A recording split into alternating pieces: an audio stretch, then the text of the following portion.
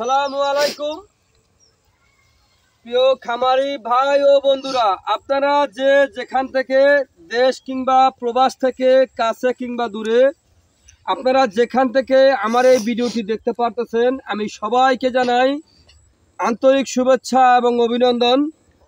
আমি যেই ঘাসের জমিতে দাঁড়িয়ে আছি, এই ঘাসটার নাম হচ্ছে ইন্দোনেশিয়ার স্মার্ট নেপিয়ার ঘাস, গরু ছাগলের প্রিয় ঘাস। এই ঘাসটা একবার রোপণ করলে কমপক্ষে 5 থেকে 6 বছর আপনি অনায়াসে গরু ছাগলকে খাওয়াতে পারবেন। ইন্দোনেশিয়ার স্মার্ট নেপিয়ার ঘাস। আমি এই যে এখানে দাঁড়িয়ে আছি, এখন বোঝা যাচ্ছে যে ঘাসটা কিন্তু আমার সমান সমান হয়ে গেছে। ভাই আসলে ঘাসটা আমার সমান হয় নাই।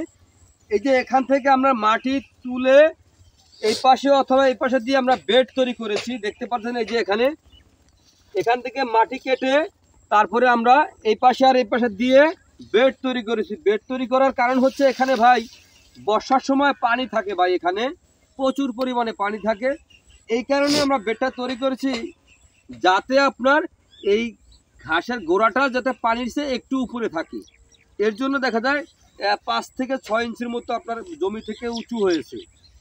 তো এই ঘাসটা আপনার যে কোনো মৌসুমে কিন্তু আমরা রোপণ করতে পারবেন। আর এই ঘাসটা কিন্তু যে কোনো মাটিতে রোপণ করা যায়। এই ঘাস জোয়ারের পানি অথবা বৃষ্টির পানি হচ্ছে, বৃষ্টির পানি অথবা জোয়ারের পানি আসতেছে আবার আস্তে আস্তে চলে গেছে, এরকম জমিতে আপনি রোপণ করতে পারবেন। অথবা আপনার একেবারে বালি জমিতে, যে সকল জমিতে পুষ্কমি ভরাট করা হয় যে বালি দিয়ে, ওরকম বালি জমিতেও আপনারা এই ঘাসটি রোপণ করতে পারেন।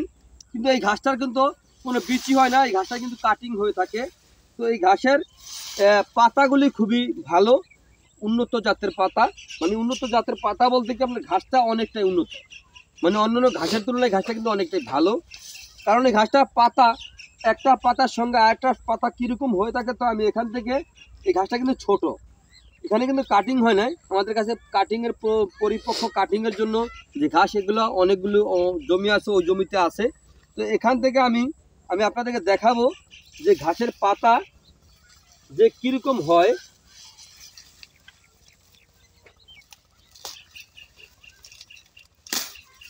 এই যে দেখেন, এতটুকু একটা ঘাস, এটার মধ্যে কিন্তু পাতা আপনার অলরেডি 3, 4, 5, 6, 7, 8, 9, 10, 11, 12, 13টা কিন্তু পাতা অলরেডি কিন্তু আপনার হয়েই গেছে।